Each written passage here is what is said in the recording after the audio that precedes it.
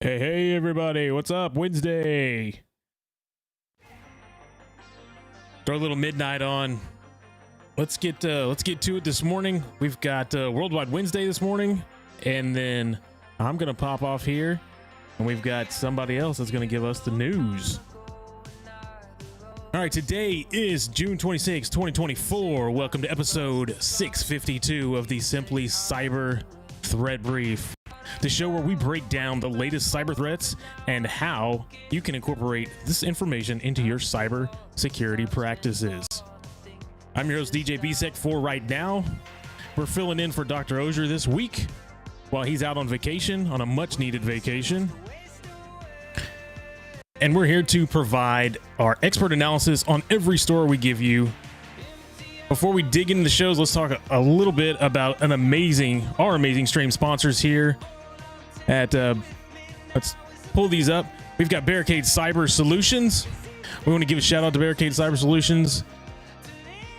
Barricade Cyber Solutions is dedicated to helping businesses from cyber attacks and recover from the damage done. Cyber attacks can cause massive issues for businesses and send dedicated hardworking business owners into turmoil.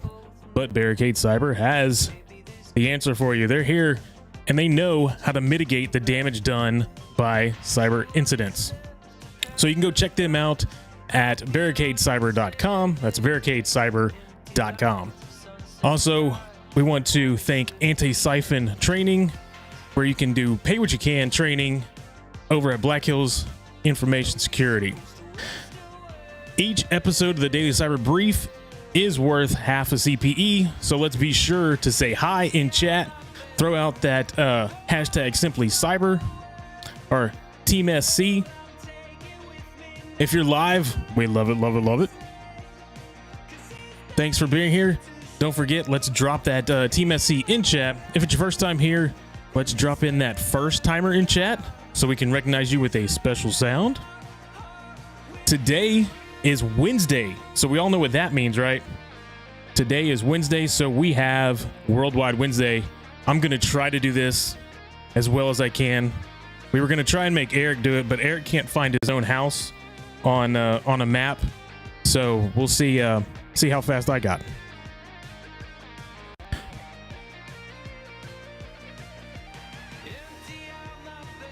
Let me pull this up.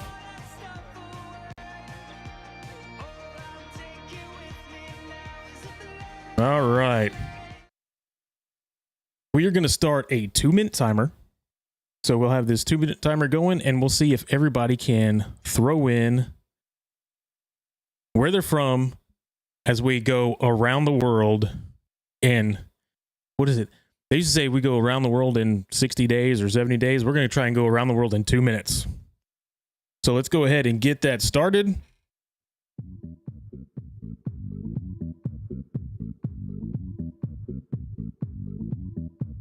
I'm going to start this timer, and then let's see how fast we can move around the world. Are everybody ready? Let's go. All right, I see Texas already in here. So we're going to throw in the United States. I see Philadelphia, South Florida, Australia. I see Australia, Augusta, Georgia, Palm Springs. Oh, we're flying so fast I can't even see. Clearwater, Florida, Toronto, that's Canada. We got Canada up in here.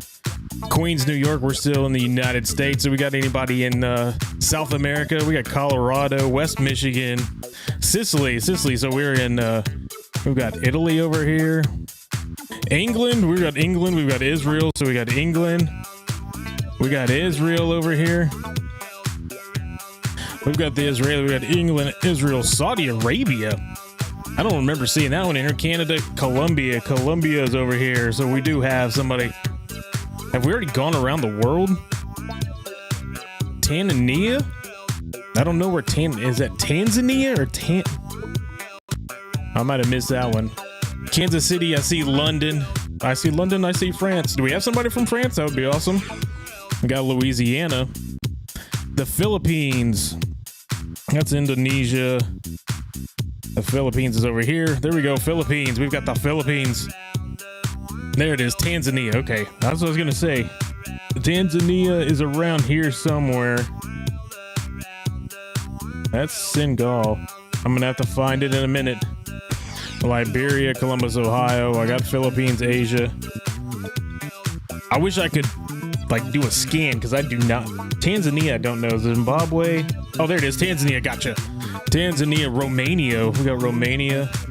10 seconds. 9, 8. We got Niagara Falls. I see Niagara Falls. Oh, the Czech Republic. I see the Czech Republic. Wait. Did I already add Romania? All right. Oh. Hit the wrong one. There we go. All right, that was our around the world. Let's drop that down. Let's see, did we do this? I know we missed something in here. I missed the Czech Republic. We've got Serbia. And I can't miss the Czech Republic. It's in here somewhere. I know it's in this area. Oh, it just highlighted everything. Guys, I think we did it. I think we did go around the world because we've got Asia here. We've got Australia here. We have the Middle East. We've got Africa. We have South America. And we have the United States. So I think we went around the world right there. Woo! That was pretty amazing. So I missed Spain. Okay, here's Spain. We got Spain. I think it added a couple in there too as well. Oh man, I'm sweating after that. I didn't think I was gonna be able to do that fast. Oh, I got Jenny saying we miss Ghana. That's over here somewhere.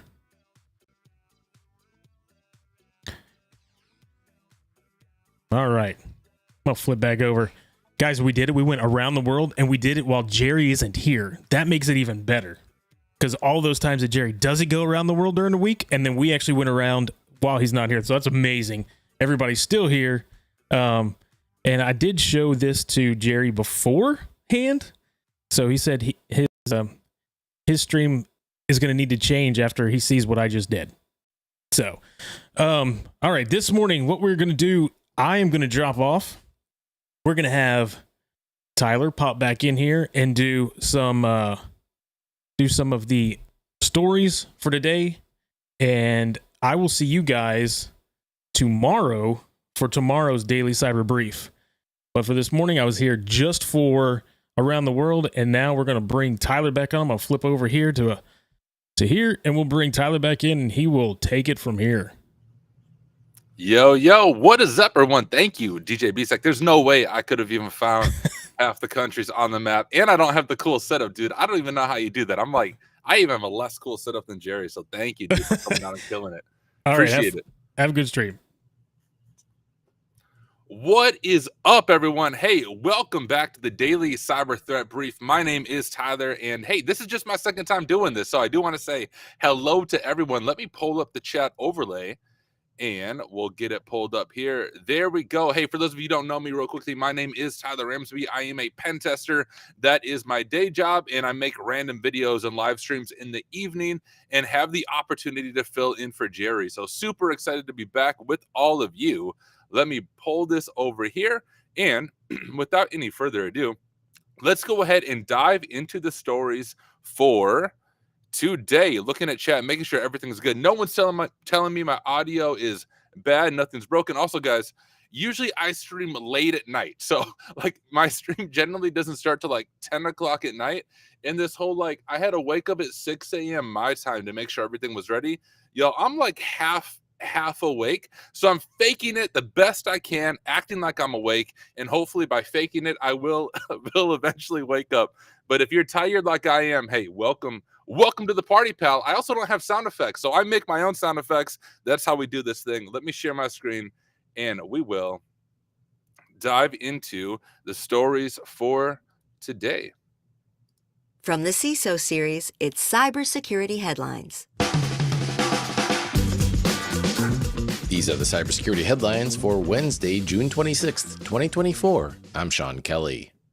Julian Assange to plead guilty and return to Australia. On Wednesday, WikiLeaks founder Julian Assange is scheduled to plead guilty to a single criminal charge in a district court on Mariana Island, a U.S. territory in the western Pacific Ocean. In 2010, Assange released around 750,000 classified or sensitive documents on WikiLeaks, representing one of the largest leaks of state secrets in U.S. history. Initially, the U.S. filed 18 charges carrying a maximum penalty of 175 years in prison. Assange is expected to admit to unlawfully obtaining and disseminating classified information relating to U.S. national defense. The plea deal will end a long extradition battle with the U.S. government and reportedly allows Assange to avoid further jail time. Assange is then expected to reunite with his wife in his home country of Australia.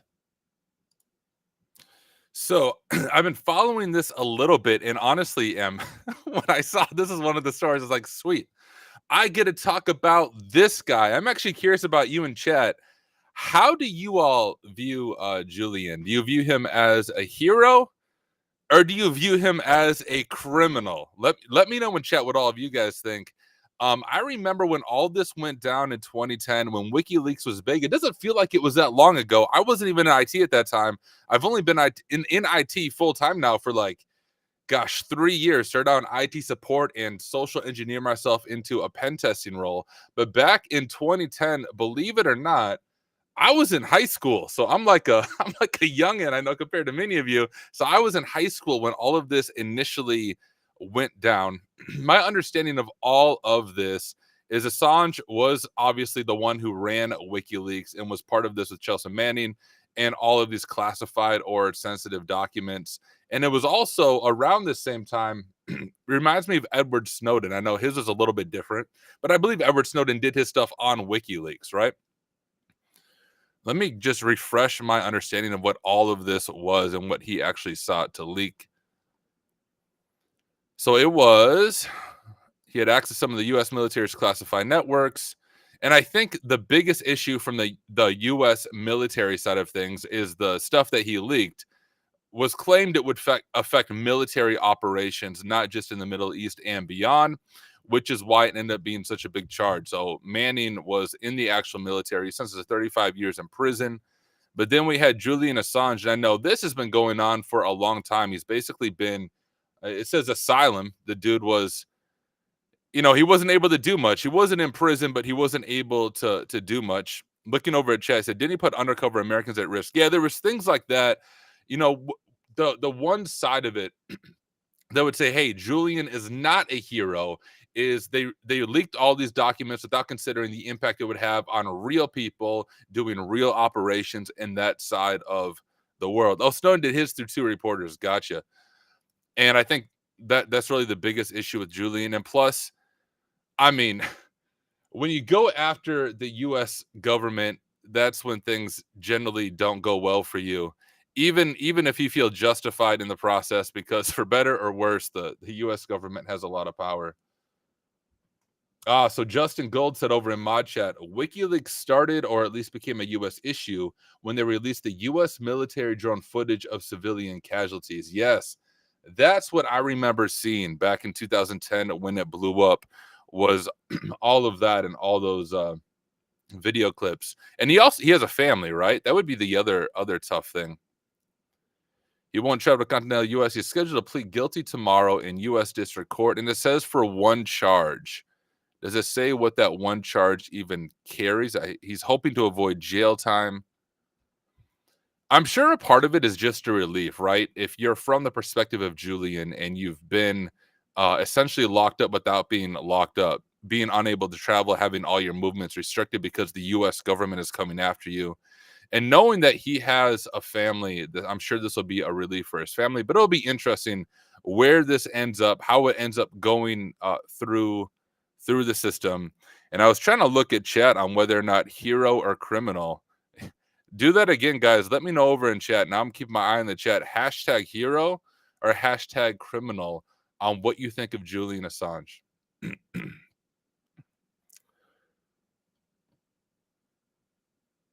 And that's about everything I have on this. I could say more on this, but to be honest with you guys, because 2010 was, believe it or not, 14 years ago, I have not followed this too closely. Besides, I think I first heard about this. I was on Twitch yesterday watching somebody stream, and someone just started spamming in the Twitch that Julian is free, and then I dug into it.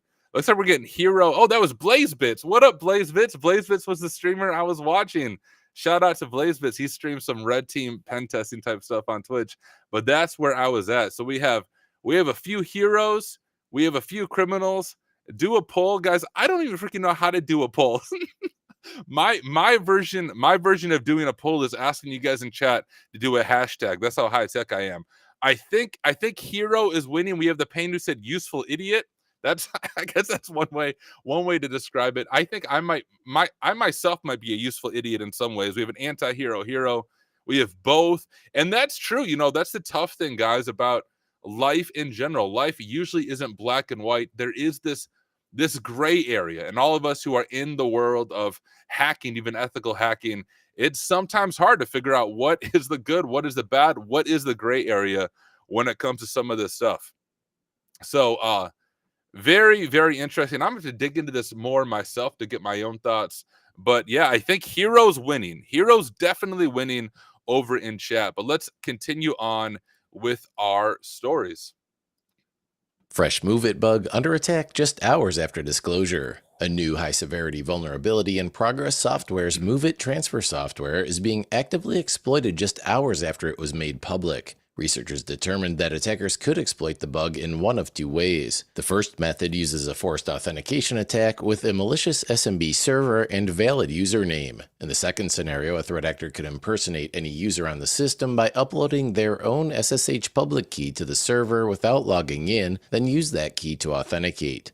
Admins should move to patched versions as soon as possible. MoveIT Transfer was infamously targeted last year in a rash of CLOP ransomware attacks that affected at least 160 victims, including British Airways, the state of Maine, Siemens, and UCLA. So, deja vu, ladies and gentlemen, we have another MoveIT exploit. We'll have to dig into to see if it's as bad as the other one. The other one was SQL injection, if my memory serves me correctly. So here is our CVE 2024-5806.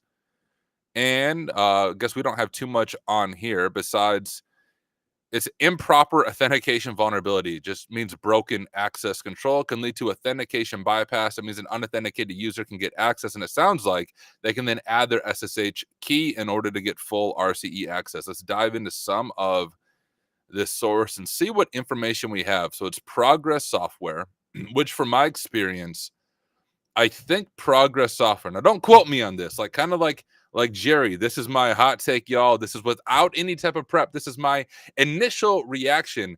But I think Progress Software bought a bunch of different services like this, and a lot of their software does have old code and outdated code when these things get found. It's some of this legacy code that is being discovered. So let's dive in. What is actually going on here? Blah, blah. It is initial publication. And it's been patched, I think, right? It affects MoveIT transfer, blah, blah. You can see all the transfer versions right there. It's a CVSS score of 9.1, so it is critical because of the authentication bypass and because of its internet facing. This could be exploited. And what is the solution? Let me zoom in so y'all can see it.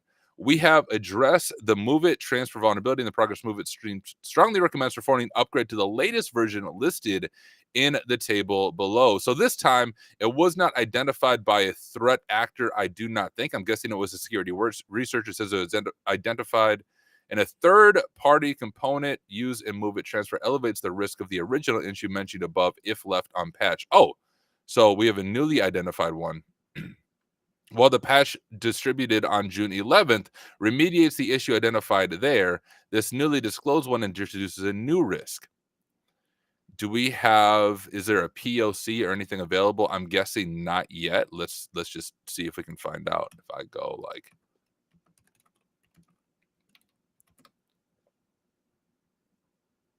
nope, I do not think so. But I will just say, that's just the CVE detail. I talk about CVEs often on my channel, and I talk about how to find CVEs, how to disclose CVEs to the vendor, and how to then disclose them to MITRE. And a big part about CVE hunting is having a target, having some software that you dig into. I always encourage people to do Docker Hub. So if you want to get into CVE hunting, Docker Hub is a place where you have a bunch of Docker containers of popular software.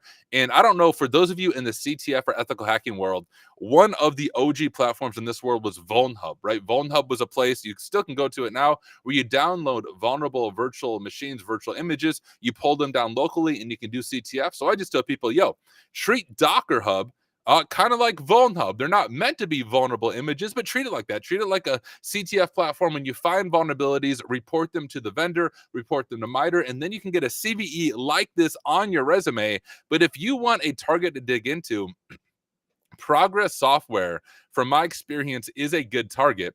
I'll show you a few things on what my team has found on that, not just to advertise my team, but just to show you some common bugs here. So the team that I'm on over at Rhino, we also found unauthenticated command injection in other Progress software this year as well. So this is their load balancer, but this was unauthenticated RCE that we actually found in it. I remember I was in Slack when this was discovered, and we were working with the vendor, and they were super responsive to us at dealing with it. Really good to work with vendor wise. So I will just say, for those of you who want to do security research and dig into CVEs, you can check out Progress Software. You might actually enjoy it. And if you find any vulnerabilities, like I said, from my experience, they're really easy to work with.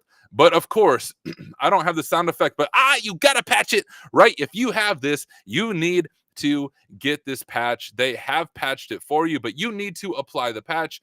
And I know before I was a pen tester, I was a senior analyst on the blue team side of things, and I did vulnerability management and patching. So I have experience with this, but here's what I know.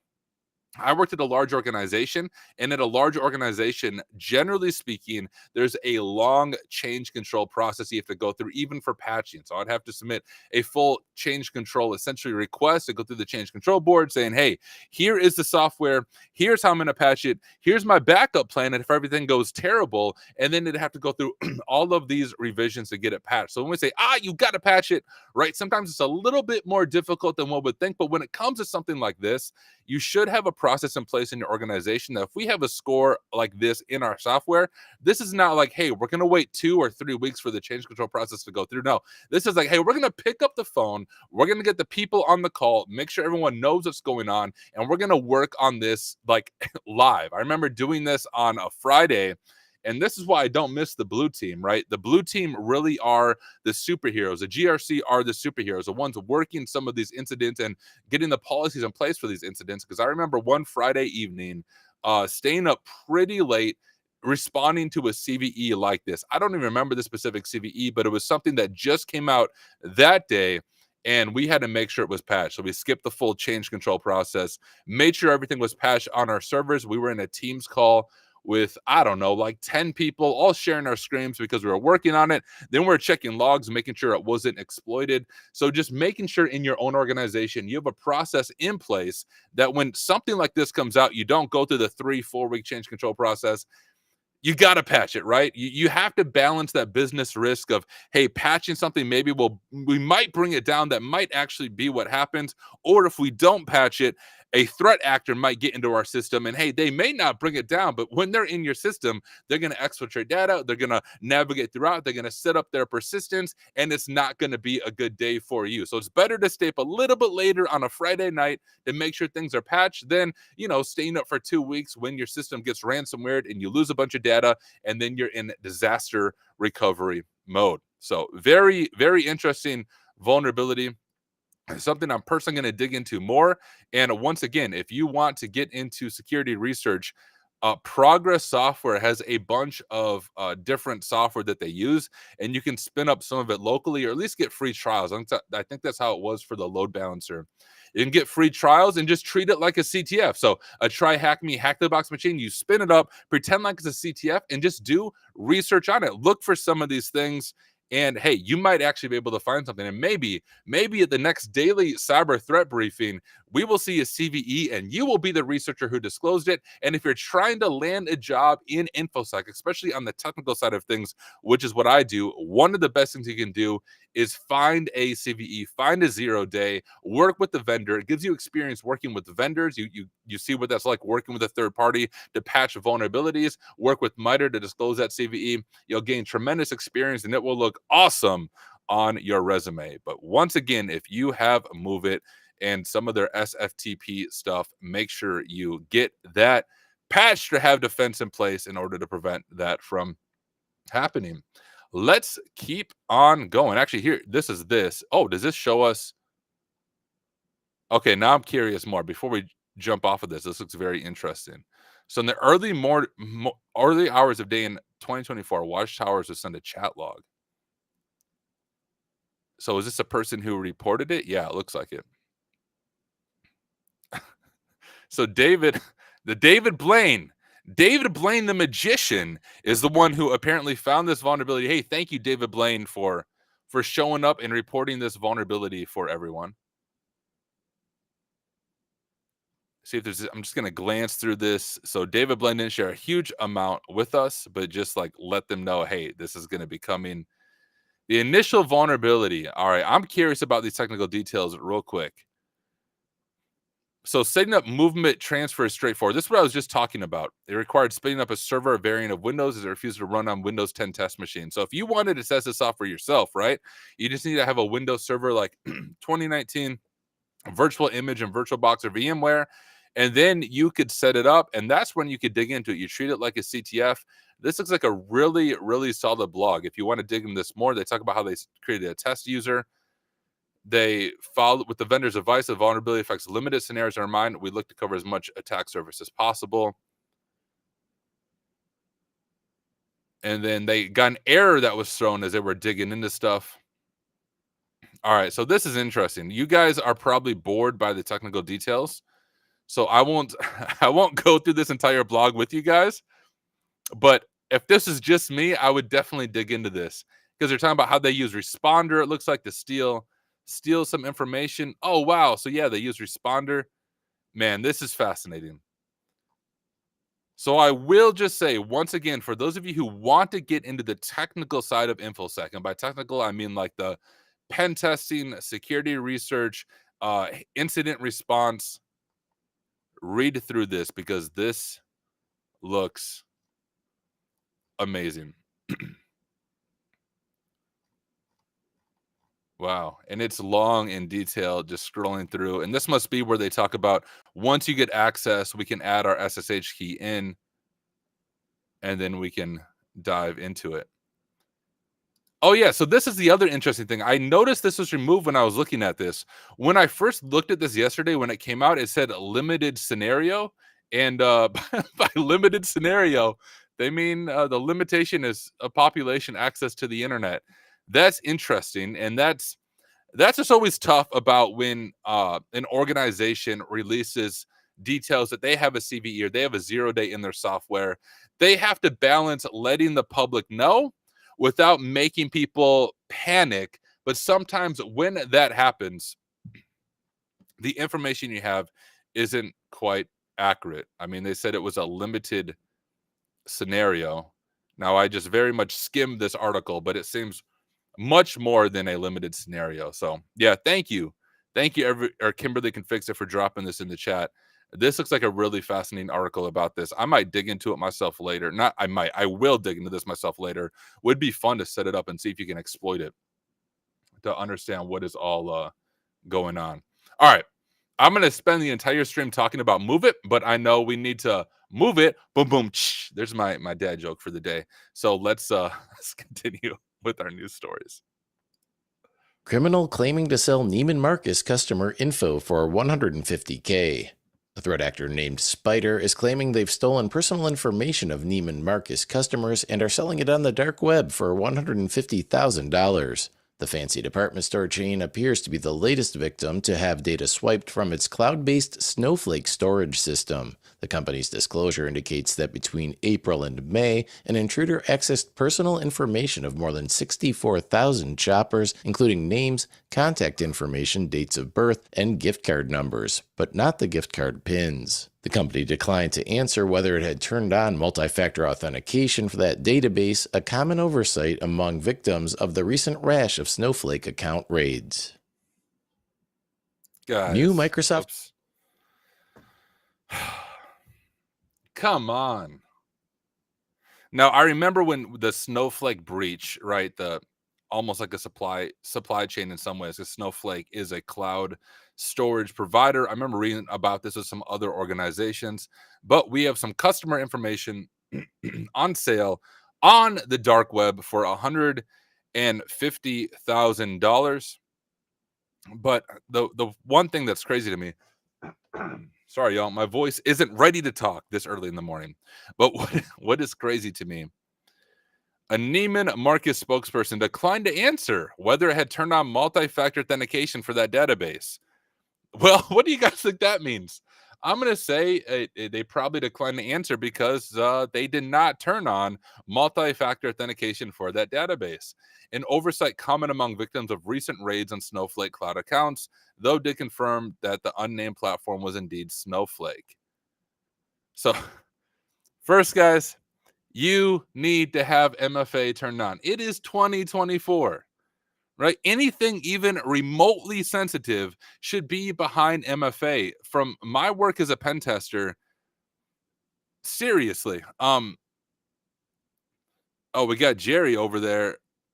Message: Tyler and BSEC Wonder 20 on stream, crushing it on vacation, but also no days off. No days off. Hey, Jerry, thank you for popping in the chat. Really do appreciate it. And thank you again for the opportunity to jump on here. But my work as a pen tester, one of the things I do, if I'm doing, I'll give you an example, and I'll try to make it understandable for those of you who don't do the technical, like pen testing type things, which I know is probably most of you.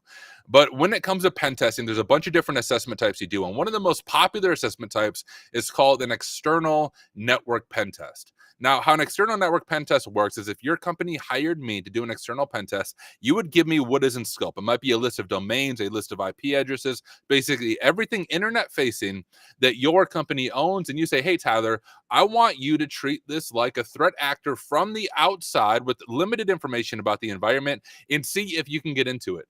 And one of the first things that I do, let's say I have a list of IPs, and sometimes these external network assessments, I mean, you could have almost 1,000 hosts at times, but you're speaking maybe 100 to 300 hosts, domains, IPs that you are digging into. One of the first things that I would do is I run something like GoWitness. Now, if you've never heard of GoWitness, show it to you guys real quick. You're going to get a really quick class on doing external pen testing. But GoWitness is a tool, as you can tell, written in Go, that allows me to pass it a list of domains or IPs. And then what it will do is it will go through every single one of those domains and IPs and take a screenshot of all the common web ports. So 80.443, 80.80, your common web ports. It's going to take a screenshot of all of them, save them into a folder, so then I can pull them up really quickly. And let's say I have 200 hosts, I can get them pulled up and within just a few minutes of scrolling through the folder, I can see the main screen for all of these web servers. And what I'm looking for is anything that has a login screen.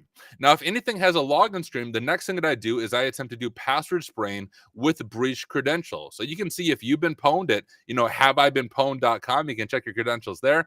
But I use another website that allows me to actually pull those credentials from places like the deep web. So if I'm targeting, let's say, Simply Cyber, because I'm on Simply Cyber, if I'm doing a pen test for simplycyber.io, I'm going to do a search on this website to find everything was at simplycyber.io where their passwords have been compromised or leaked, because often people reuse their passwords or they just append, 2024 into the end of it. And I will take all of the leaked accounts, all of the leaked passwords, and I will password spray that login form to get access into the environment. Now, most of the time, if the company is doing a good job, even if I get access to it, if it's a valid password, I get stopped because MFA is enabled. Something as simple as having MFA or multiple factors enabled for me to get access to your account stops me as a pen tester in my tracks. And that is the importance of defense in depth. You can't just rely on password authentication in this day and age. You need MFA enabled. And when you are managing data like this, right, they access 64,000, almost 65,000 shoppers' names, contact information, dates of birth, gift card numbers, but I guess not the pins. Ooh. You need to have MFA enabled. Insane. And it says it did not include customers' credit card information, we're told. We'll see if that changes. We'll see if that changes. Sometimes when you're doing this in incident response, you don't know what it includes. So you just say, yeah, according to our logs, it did not include customer credit card information, but it could be because your logs suck and you don't even know what happened. So legally you can say, according to our logs, it did not include credit card information because according to your logs, it didn't include any information, right? So this might change, but come on, turn on MFA. You need to step it up. The spider's like, hey y'all, this is my pen test to you. Your pen test is going to cost you $150,000. Like, y'all need to fix this before a threat actor attempts to fix it for you.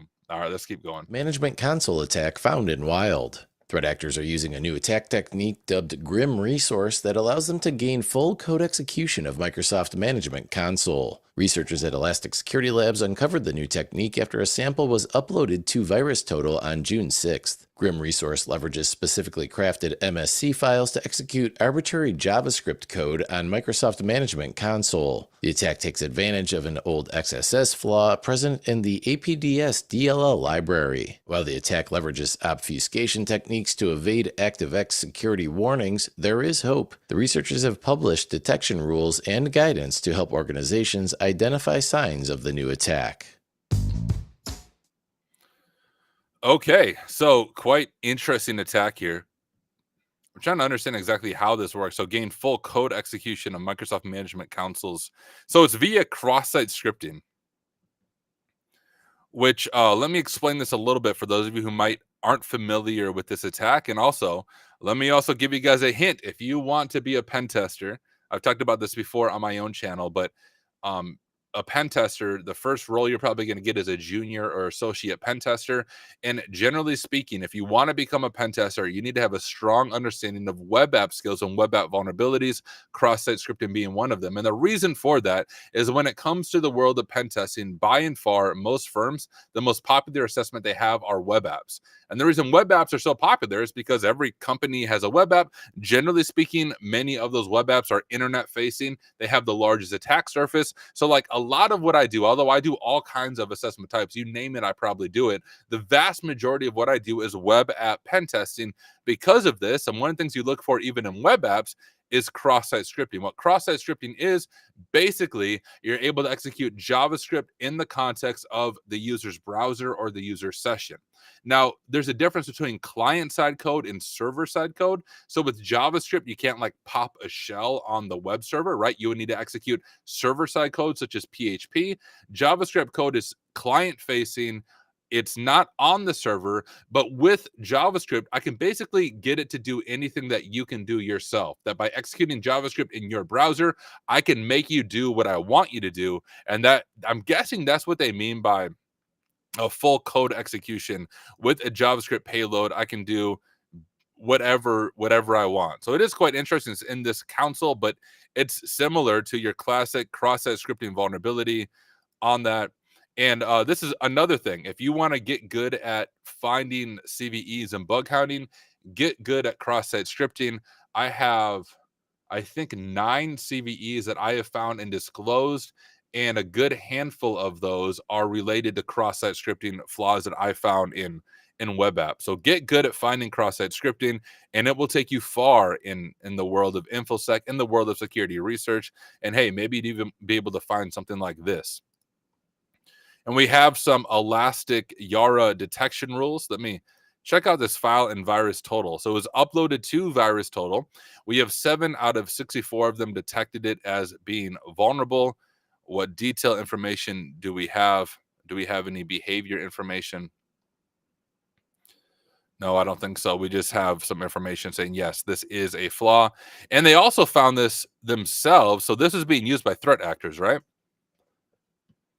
Yeah, so they uncovered it after a sample was uploaded to VirusTotal on June 6th. So here's the other thing to keep in mind for those of you on the red teaming or pen testing side of things. If you are trying to test like EDR evasion or Windows Defender evasion, don't drop your payloads on VirusTotal, right? Because there are security researchers like Elastic Security Labs that are analyzing VirusTotal, looking for new and novel threats, and then publishing information. But seriously, hats off to groups like Elastic Security Labs who do that, right? And I've never done that myself. It would be interesting. I believe with a account on VirusTotal, I don't know what, I don't think you can do it free. Maybe you can.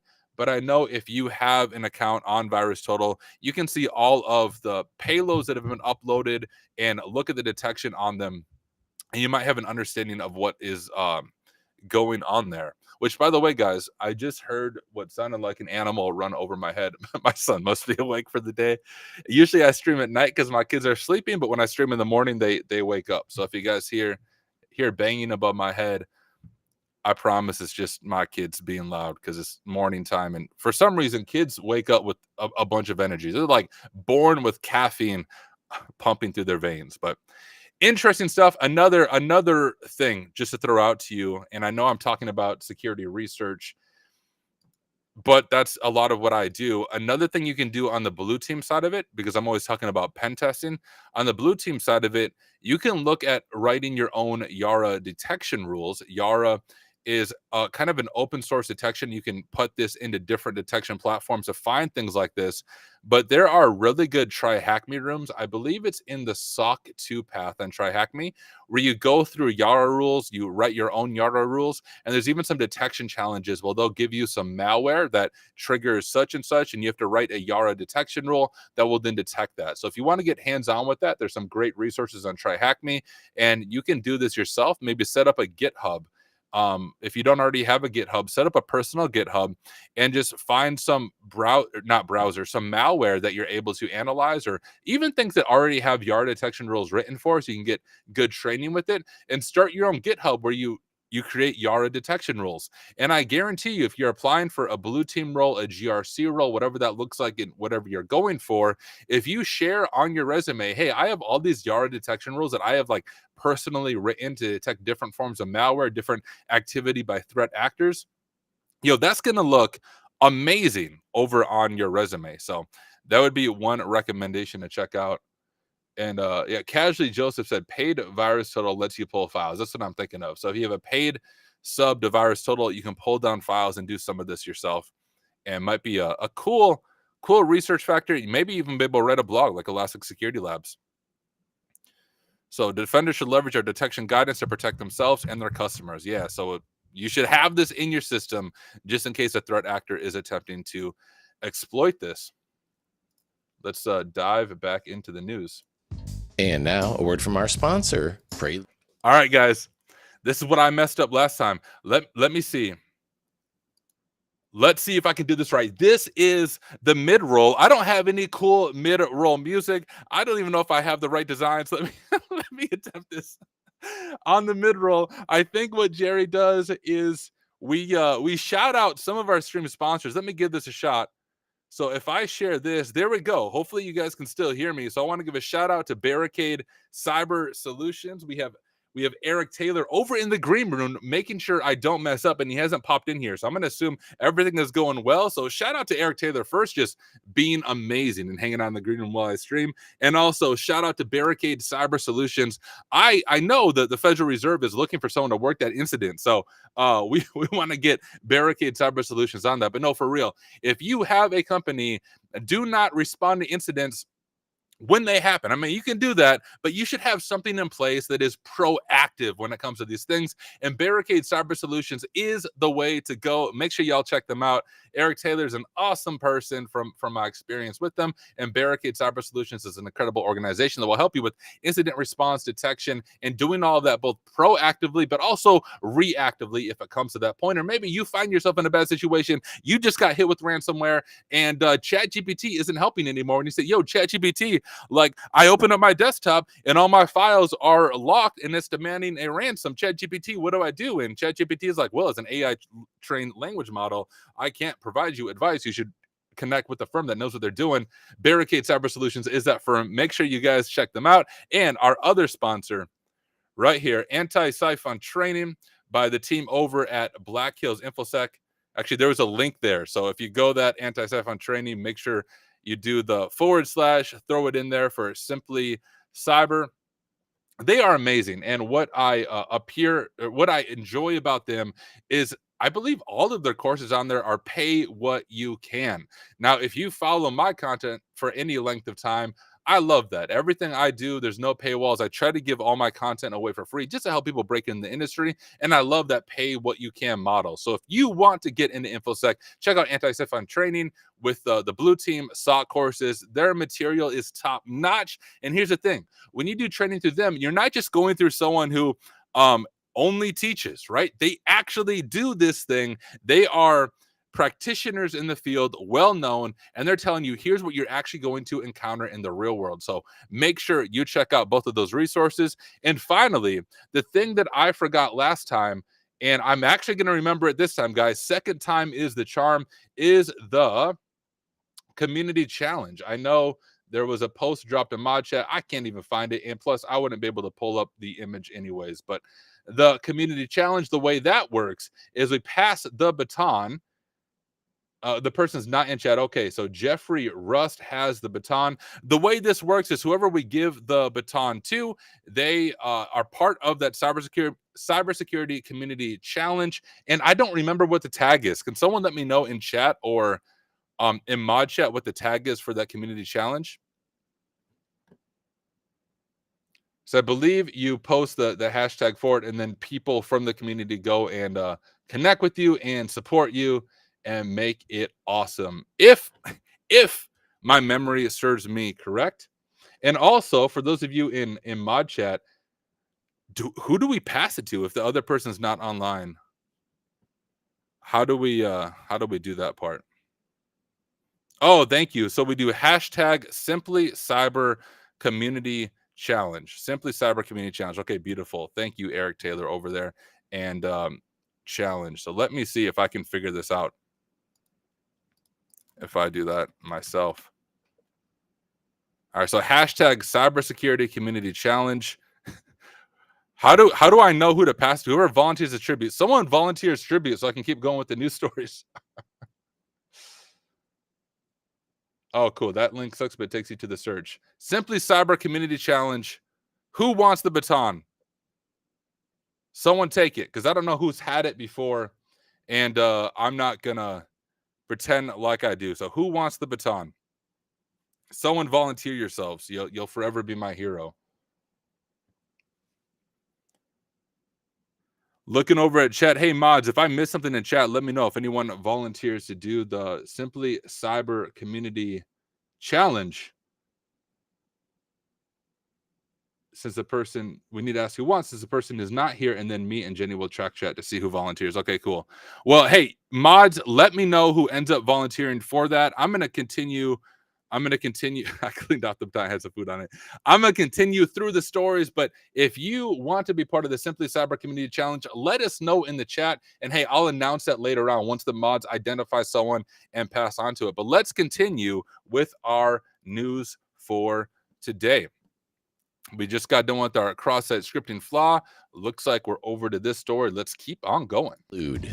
Don't be left wondering if you're protected the next time a new threat hits the news. Week in Review listeners can upload their threat intelligence to Prelude and receive a free bundle of relevant detection rules, hunt queries, and security tests. Any piece of threat intelligence, all in 30 minutes. Upload yours at preludesecurity.com/threats. That's PRELUDE security.com/threats.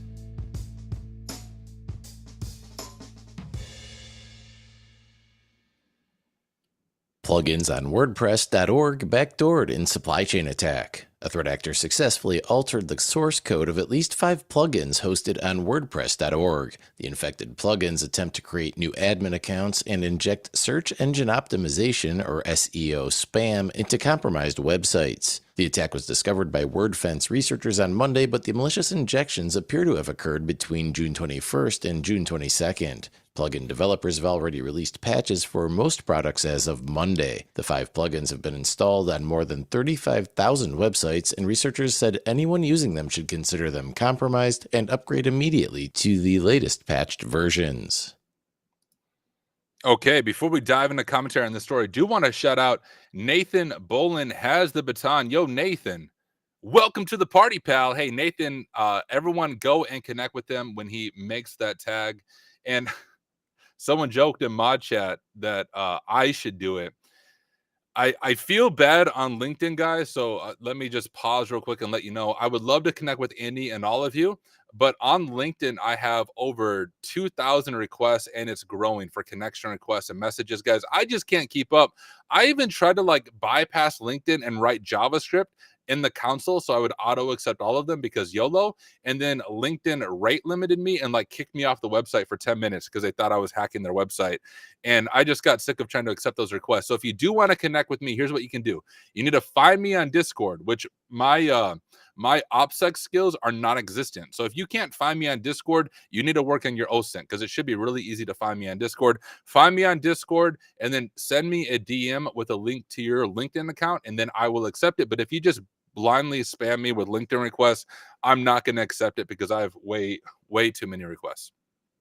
But all right, let's dive into the story. This is actually quite interesting. WordPress is another area for security research. If you want to find vulnerabilities, I don't think they'd be CVEs. WordPress has their own identifier for them, but WordPress plugins are notorious for that. I mean, when you're doing CTFs, one of the first things that you learn is how to hack WordPress. And usually what that consists of is you get access to WordPress, then you modify a template in WordPress with a PHP shell. And remember, I talked about this before in our last story.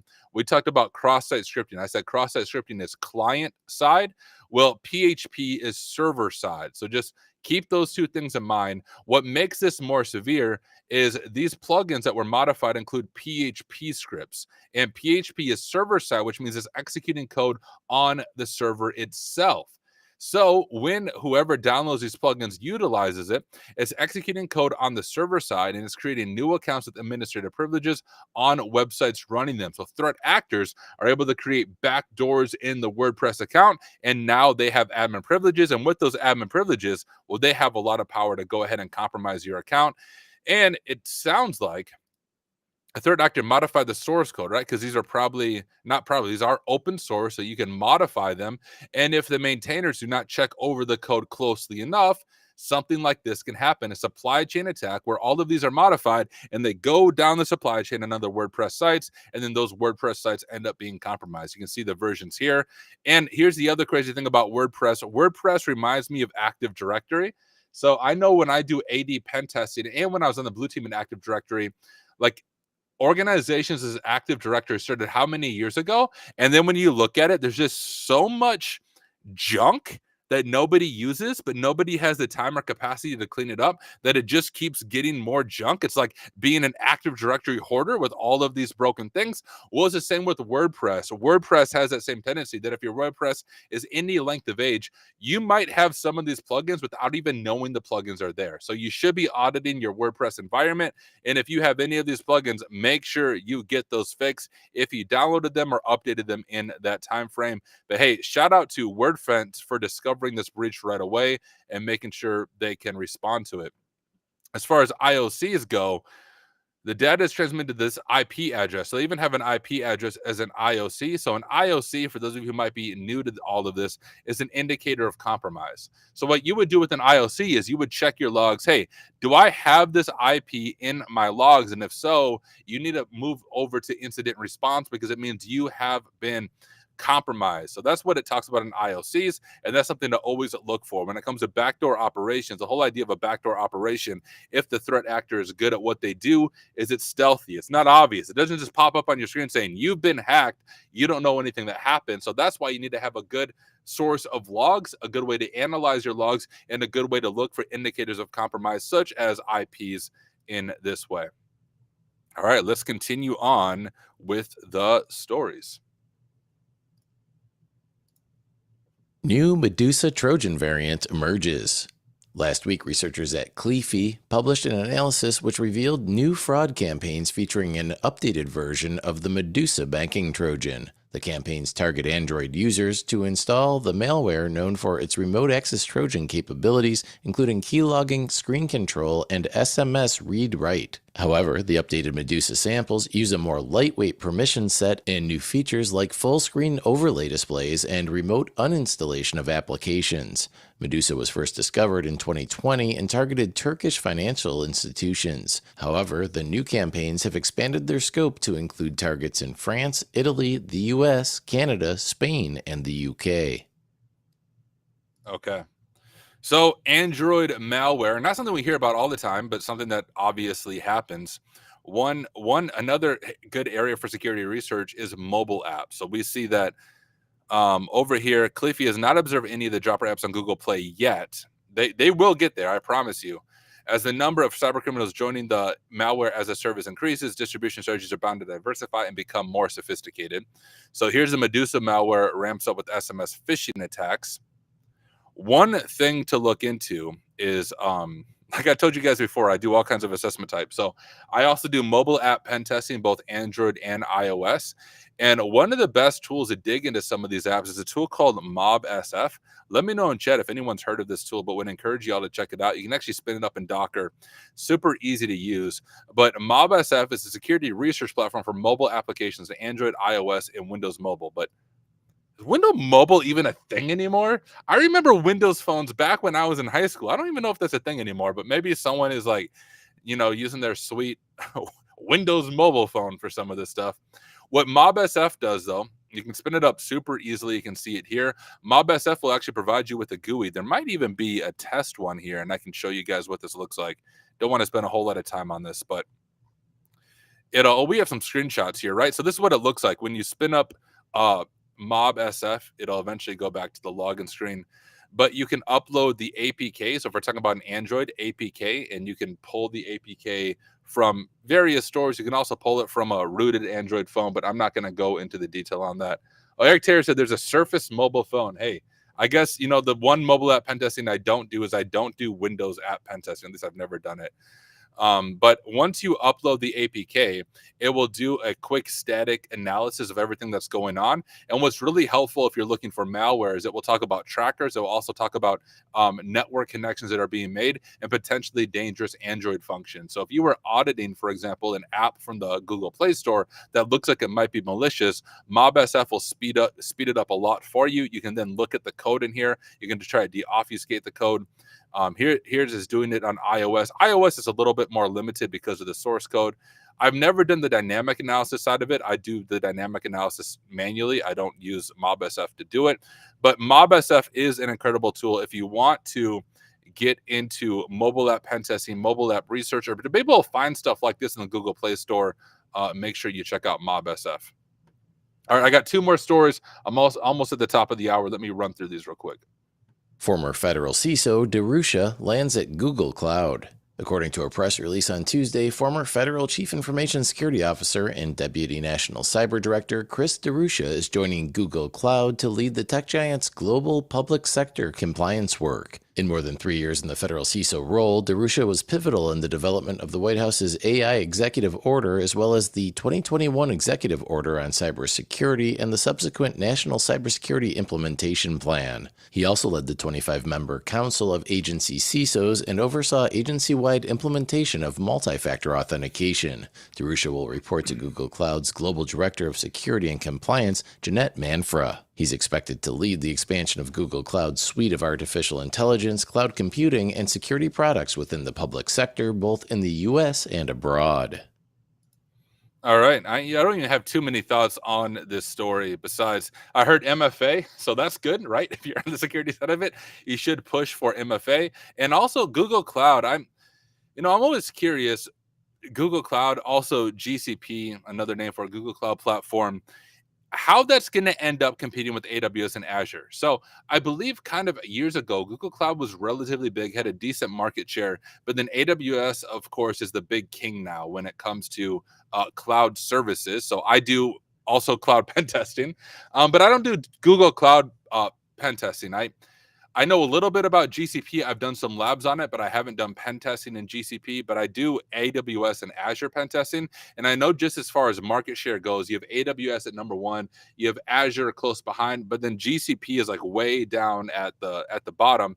But GCP does shine at certain things. One thing GCP is really good at is the machine learning models and spinning things up in there, creating your own like AI network. GCP is helpful for that, as well as a few other services, but we'll see. We'll see how this goes. I don't have much thoughts on this overall, besides with him there. Hopefully, Google Cloud doesn't delete organizations on the spot. Isn't that what happened recently? Didn't GCP just like remove some organization's account and all of their data? Thankfully, they had backups, but maybe that won't happen anymore. That only happened once, as far as I know, but we'll see. All right, last story with the ad. Thank you, Brave Browser, for blocking all the ads for me. You're the real MVP. Let's dive in. Meta's VR headsets vulnerable to ransomware attacks. Oh, really? Spatial computing attacks targeting VR headsets are rare. Possibly the first ever such hack against Apple's Vision Pro became public knowledge just a couple weeks ago. But now, researcher Harish Santhanalakshmi Ganesan has demonstrated a method of delivering any malware to Meta's Quest 3 headset without using developer mode. Meta uses a restricted version of Android open source project which allows installation of any Android package or APK, just like installing apps on an Android phone. He then used an app from Meta's App Lab to install COVID-Lock ransomware on his headset. COVID-Lock masquerades as a COVID-19 tracker app and tricks users into gradually granting enough permissions to lock users out of the device and display a ransom note. Ganesan doesn't expect a response or patch from Meta because the attack doesn't exploit a vulnerability in the Meta Quest 3. Rather, the research demonstrates that people could be tricked into sideloading malware onto the device. All right.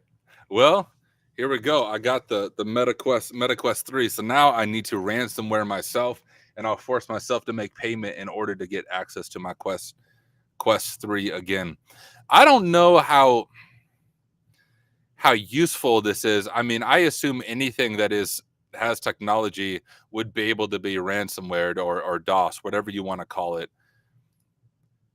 And yeah, you can install APKs on it. I've done that myself with my own Quest. You turn on dev options and you can sideload APKs. There are a bunch of YouTube tutorials showing how to do that.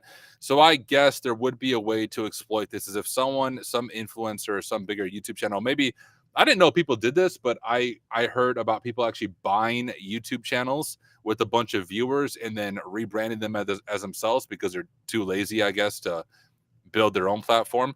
But I suppose if a threat actor bought a YouTube account with 100,000, 200,000 subscribers and then made like a tutorial video on how to get this sweet new VR game, and then the VR game on the back end was working on attacking the Meta headset, that would be possible. I think unlikely. So yeah, I agree. Probably don't expect Meta to actively respond, but maybe this will prompt Meta to do some defense in depth when it comes to the VR platform. But that's the tough thing, right? Because when it comes to a device like the Quest 3, you don't want to lock users out completely. Like, I'd be mad if I couldn't sideload APKs. If that was their solution, hey, you can no longer do this. You have to somehow jailbreak the Meta Quest headset. That would suck.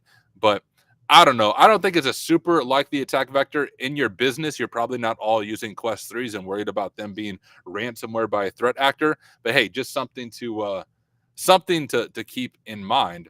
And with that is all of our news stories for the daily cyber threat briefing. I will hang around, of course, for a little bit of jaw jacking at the end. And let's jump over to Judge. And before we do that, though, I want to thank all of you for taking the time to hang out here with the daily cyber threat briefing. Want to give a shout out to the mod team, a shout out to, we got Eric Taylor still over in the green room, DJ BSEC for running the Worldwide Wednesday. But thank you, everybody, for hanging out with me for the past hour or so. Appreciate you being here. And I'm going to sign off, but I will hang out in jaw jacking. So for those of you just here for the show, have a good rest of your day. For those who want to hang out for jaw jacking, you should. It is fun. Get your questions ready, and we will jump over to jaw jacking. Here we go.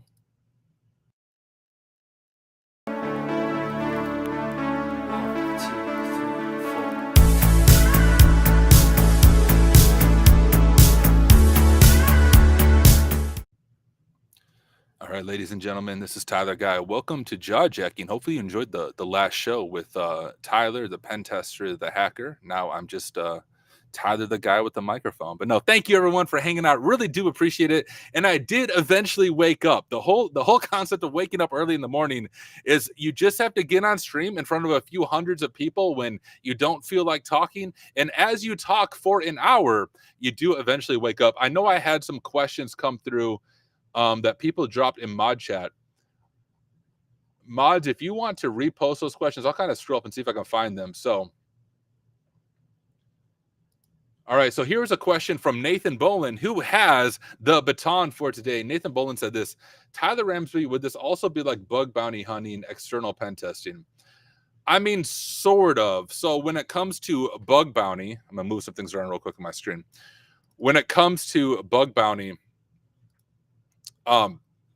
you are sometimes given an open scope like that, where it's just like, hey, here is our domain, here is a wild card, dig into it, see what you can find. So it is similar, but the difference between that is generally for an external pen test, you're not just looking at web apps. I know not all bug bounties are just web apps, but often they are. With an external pen test, you have everything in scope. So you might discover something weird like FTP with anonymous login being enabled that you can maybe dig into and then report to the client. So it's similar in the way you attack it, but a little bit different in the services that you might encounter throughout the process. And because it's not bug bounty, it's also less saturated. So you have a better chance of actually finding something interesting on an external pen test. So hopefully that answers your question.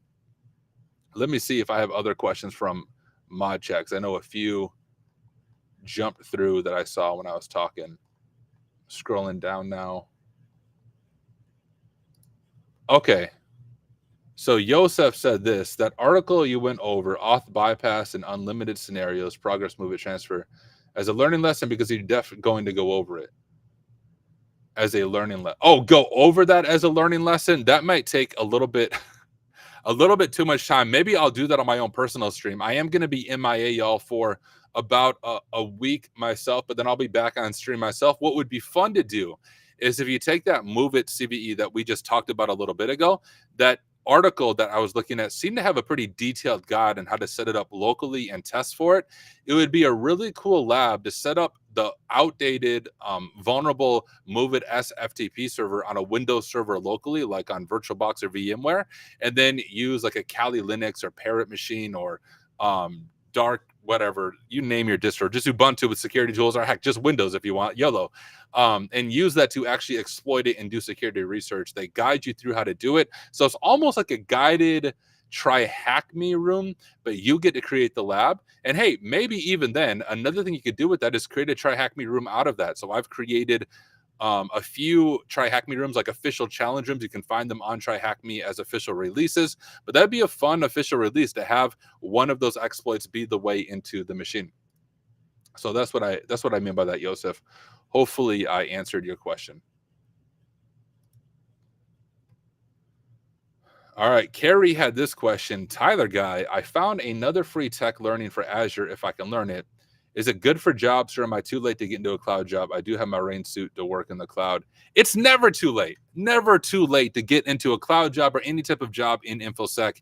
Guys, I told you before, in the beginning of the stream, I've only been in IT for like 3 years, right? I don't have decades of experience. I'm not Jerry, right? I don't have all this years of experience behind me. I've been in IT for literally 3 years. 3 years ago, I was IT support level 1, and now I'm a mid-level pen tester. So like, it's never too late. I started in IT when I was, let's see, I'm 30 now, 29, 28, 27. If I do the math, I was 27 when I got into IT. So whether you are 27 or 57 or 67, right? It's never too late to get into IT. It's never too late to get in the cloud.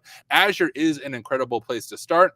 And there's a lot of good platforms. Azure themselves, so Microsoft Learn has some really good hands-on material that teaches you how to use Azure, how to set up a lab. So absolutely, it is never too late, Carrie. Dive into it, and it's free, right? Throw some free sauce on it. It will be amazing. Think you'll enjoy it. Okay, wow, a lot of questions here. Thank you, mod team, for dropping this in mod chat, because I'd be missing them. Noel418 said this: any advice for me to handle a situation where my company wants me to provide SaaS, so software as a service, DaaS, or not software service, static testing, dynamic testing, SCA, and pen testing reports for a huge web app, but I'm a junior and this is my first gig?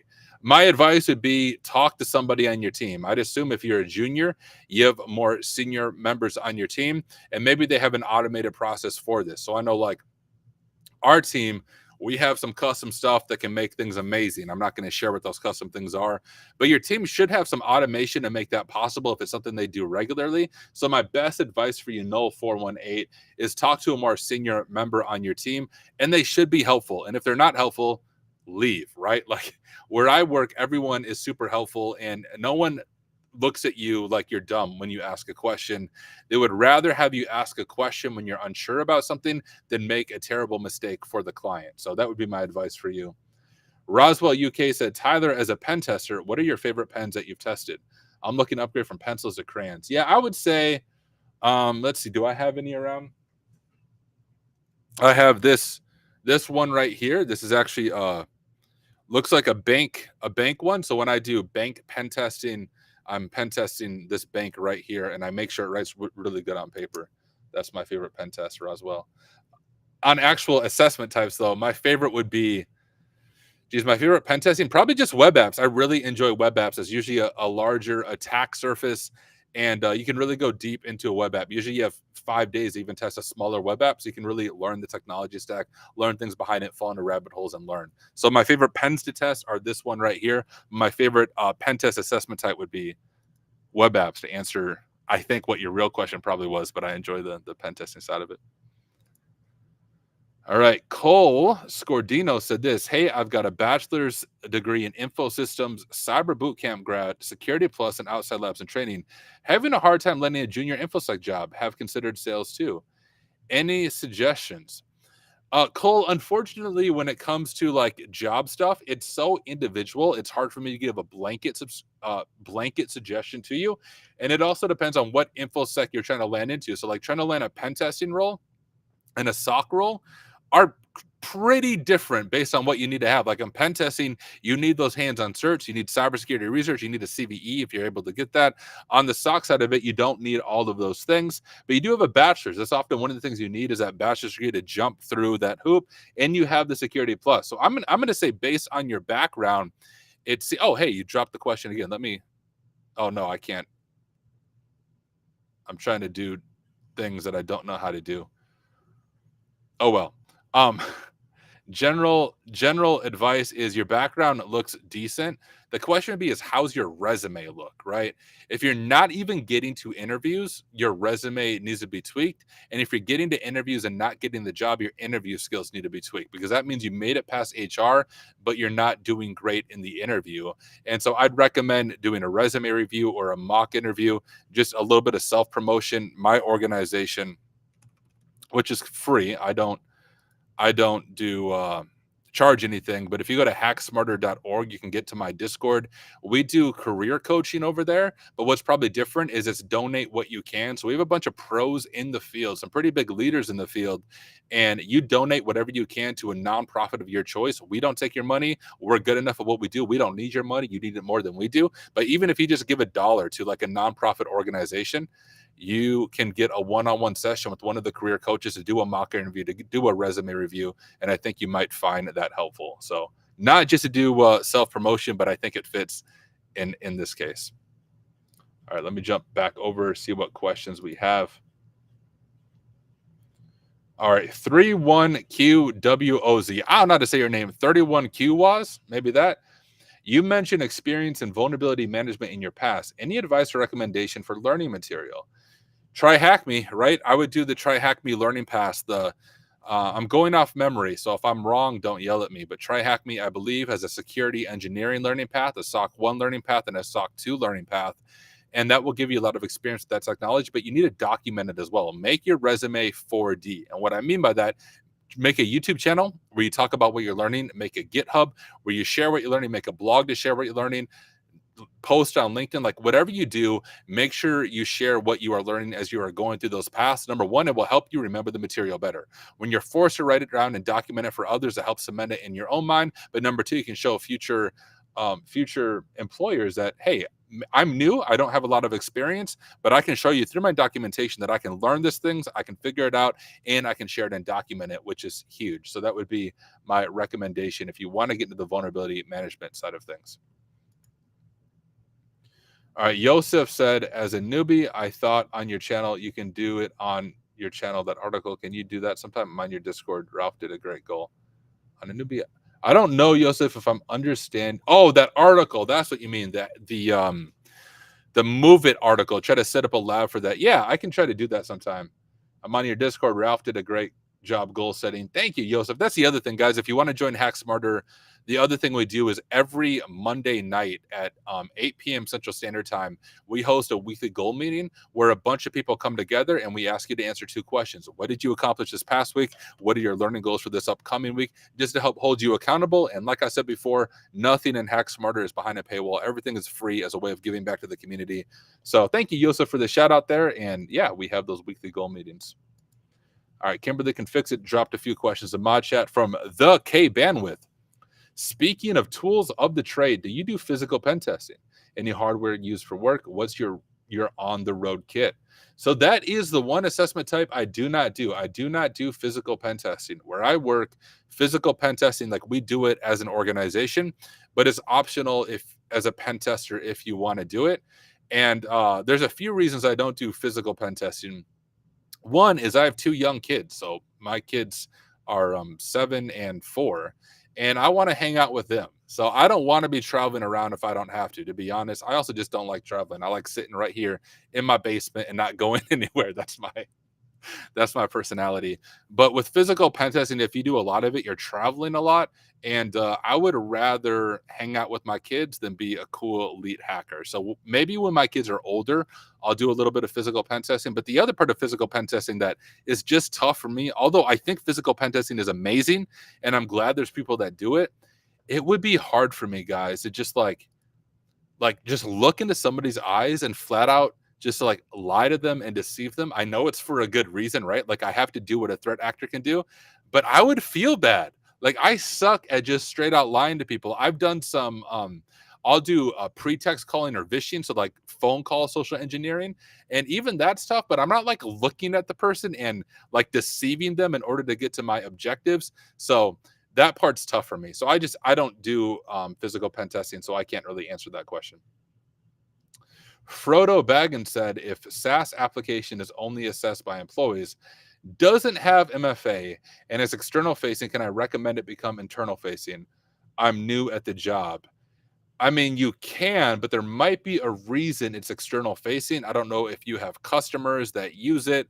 Just without knowing the business use case, you can recommend it definitely, but do it from a place of humility. Especially you said, I'm new at your job. You don't want to come off as that guy that's like the know-it-all saying, hey, you have to do this. I know what I'm talking about. I saw this guy named Tyler talk about MFA on Simply Cyber. Like, whoa, who are you talking about? So you can recommend it, but maybe be gentle about the way that you recommend it. There's often a business case for the way something is done. And from the outside looking in, or from the new side looking in, we don't quite see all the different pieces that are moving. So you definitely can bring it up. I would just recommend being gentle and being humble about the way you bring it up. All right, let me look at this. We have another question here. Here, I'll pull this up from Roswell. Tyler, from the point of view as a pen tester, if you were asked to put a small box together to defend a small business, so essentially freeware stuff only, what would you choose? Doesn't need to be 100%. This is the part where I will say I don't know. And the reason I chose this question is I wanted you guys to see it's okay to say I don't know. When it comes to like interviews for technical jobs, you don't need to have the answer. And one of the best things you can say when you don't know is I don't know, but I'll research and get back to you. So Roswell UK, if this was a question for me from a client, what I would say is I don't know, but I'll research and get back to you. The reason I don't know is I don't do defense, right? So where I work, we are what's called a boutique pen testing firm. So we're smaller, we focus on high quality hands-on assessments, but we only do pen testing. We don't do incident response. We don't do firewall configurations. We don't do defending. Like I literally just hack stuff. That's what I do for my job. And because of that, off the top of my head, I don't know a bunch of freeware stuff for defending a small business. Honestly, Windows Defender is amazing. You can probably get away with just Windows Defender depending on the level of your business. But yeah, I don't know. It's a good question, Roswell UK, but I don't have the answer for that. Let me can I hide this now? Oh, sweet. Okay. Kimberly can fix it. Dropped a question over in mod chat from Lava Shaker. What skills do you need to become a cyber researcher? You need curiosity, my friend. I know that seems a little cliche, but truly, you just need curiosity. Well, not just. All right, you just being curious isn't going to make you find CVEs and vulnerabilities. You need a baseline technical understanding in what I would say web app pen testing, right? Having a baseline knowledge of web app pen testing will allow you to do security research with Docker Hub, because you can spin up different web apps. And most components have a web app component, or most systems have a web app GUI or a web app component to it. So if you get strong, or even not even strong, I would say intermediate web app skills, you are ready to do security research and find CVEs, find bug bounties, find 0 days. One path I recommend, not because I'm sponsored by them at all, they should sponsor me, but is Hack the Box Academy. They have a bug bounty hunter path on Hack the Box Academy. If you have a .edu email, you can get a student subscription to Hack the Box Academy for $8 a month, which will give you all access to that, their pen tester path and their CDSA or their blue team path. But the bug bounty hunter path is really well done. It goes pretty in depth, and when you finish that path, you're at about intermediate web app pen testing skills. And with that, you could pull down images from Docker Hub, open source images, host them locally, and dig into them and find vulnerabilities, report them to the vendor, then report them to MITRE, get a CVE, and begin digging into security research. Hopefully that is helpful. All right, we have about 10 more minutes. I'll hang around with you guys. I'm looking over at questions to see if I am missing anything. Kind of scrolling up. If I am, y'all let me know.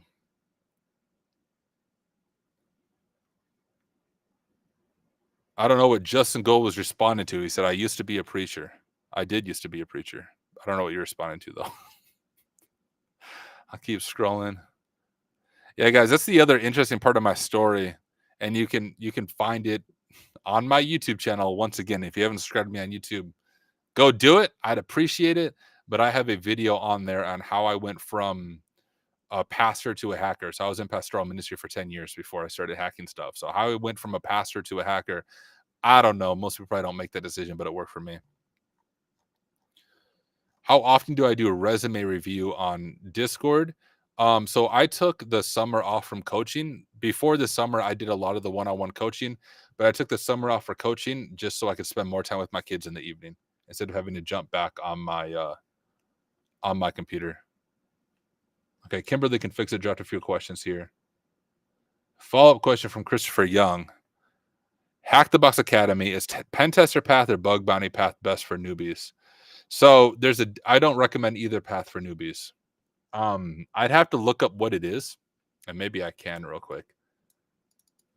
I'll get this pulled up. But on Hack the Box Academy, there is like, oh no, I'm not signed in and I have MFA enabled and I don't feel like going through all that.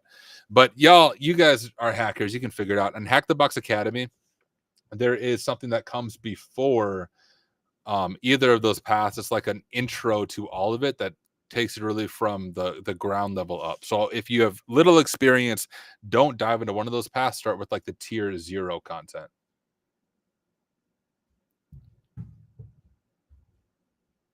Okay. All right, we got a bunch. Let me show this question. Larry said this: even though you work from home like me, do you ever find yourself struggling with burnout?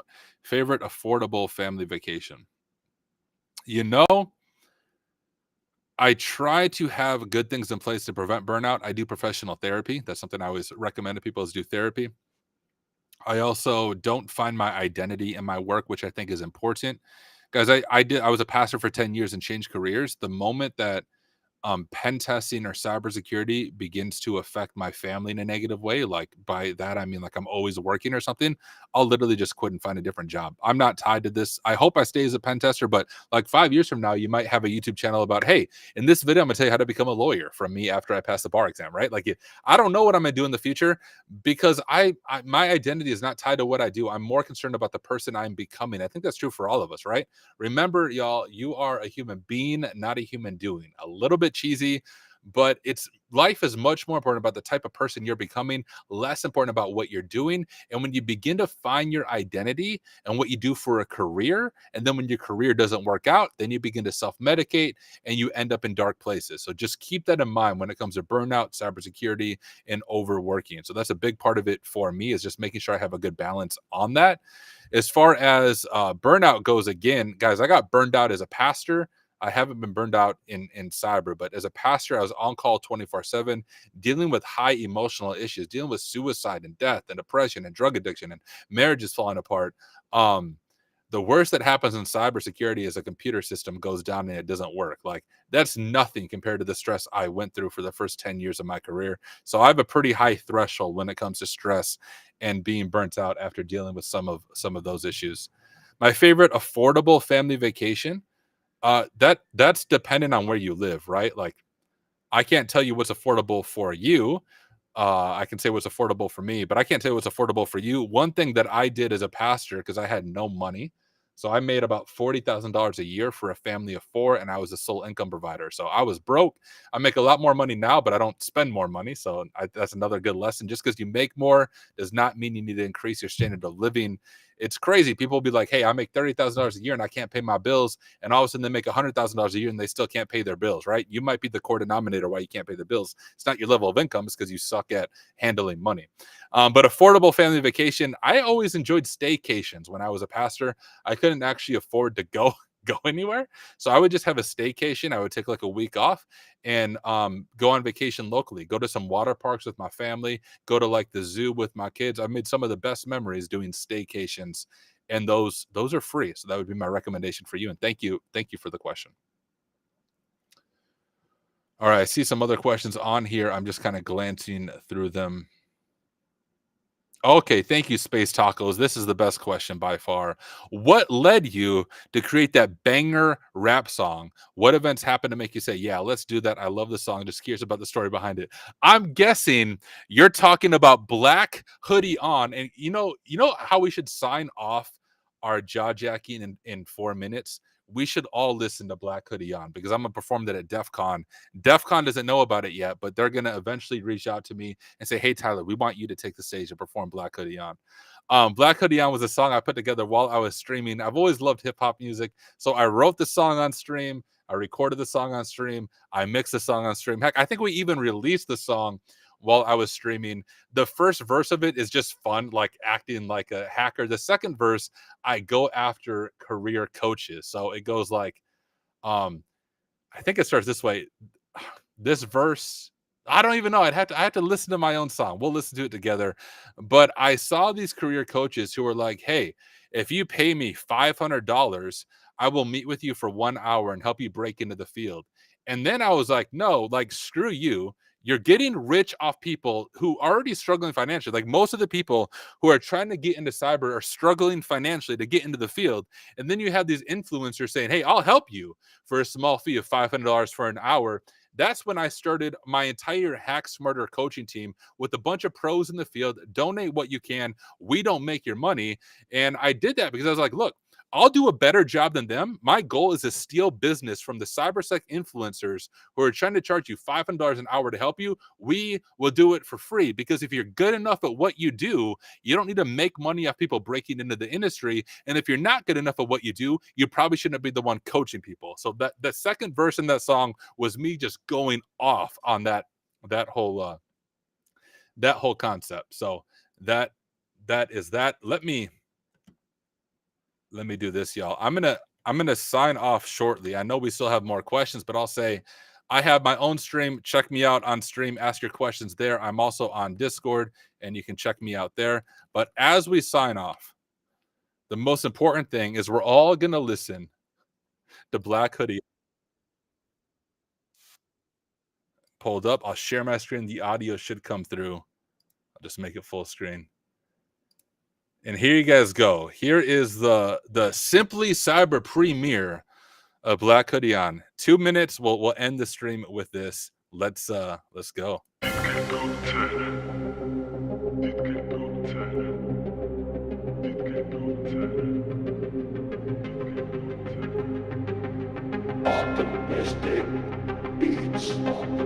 We got it to 1080 HD. There we go.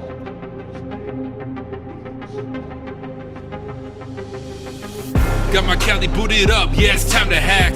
Got the IP in scope, now I attack. You likely don't know I wear a black hat. Where's your SQL database? Let me grab that. And all the people in the place saying play that. Even if your password's hashed, I'm gonna crack that. Let me go and pass that back with the fast track. We can think it's still a fast, I got the hashtag. Even if it doesn't last, I'm gonna grab that. Every kind of persistence, and I will come back. Responders gonna listen, and I'll get that call back. Someone tell Eminem I'll never fall flat. Cause unlike all of them, I don't sound whack. I can rap, I can hack, yeah, all that. Cause unlike all of them, I don't sound whack.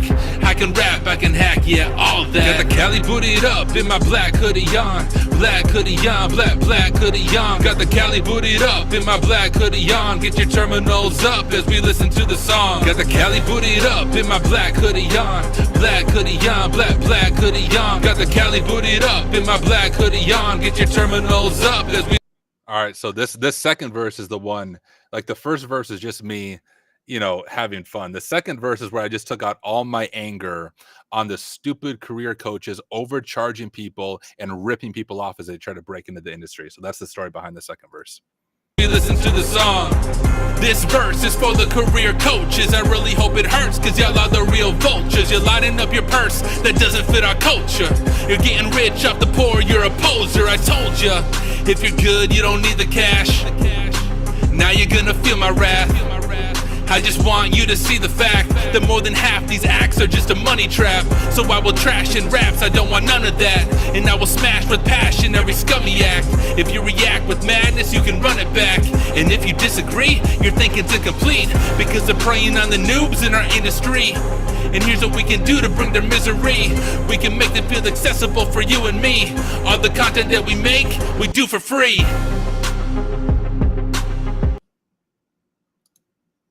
All right, ladies and gentlemen, that is Black Hoodie on. You can download it yourself from my YouTube channel. If you go to, I think someone set up a Tyler thingy. Yeah, so if you do ! Tyler, that's amazing. It'll bring you to my YouTube channel, and I think that I have that as my featured video if you are not a subscriber. So you can download that, you can rock it out. It is completely free. I also have a few other rap songs on there. When the Advent of Cyber kicked off by Try Hack Me, I created an entire Advent of Cyber rap song about McSkitty and everything. I also have a song about OffSec. I'll let you discover that yourself on my feelings on OffSec. But that is the music. Yeah, Tyler and DJ B-Sec musical collab. So DJ B-Sec was on the stream when I was doing this. So believe it or not, DJ B-Sec was giving me some advice and comments. I believe as I was mixing the song, he had some good ideas. So yeah, DJ B-Sec was actually on stream helping with the mixing when I was going through this. But all right, y'all, I do want to thank you all for hanging out. This is unfortunately the end of the stream, but appreciate all of you for being here. I am going to sign off, and this is my last stream for this week. But if you guys enjoyed me, just spam Jerry and tell him, hey, let Tyler come back. And I would love to come back at any time and hang out with all of you on Simply Cyber. So thank you to the mod team. Thank you, everyone in the Simply Cyber community, for giving me the opportunity to hang out with you, lead the daily cyber threat brief, share the Black Hoodie on Rap song with all of you guys. And I will catch you guys some other time. I will see you then. There's a ton of content out there, and if you don't content, keep the cybersecurity train going by connecting with the other Simply Cyber community resources. We have the Discord server that's lively and always keeps the conversation going. You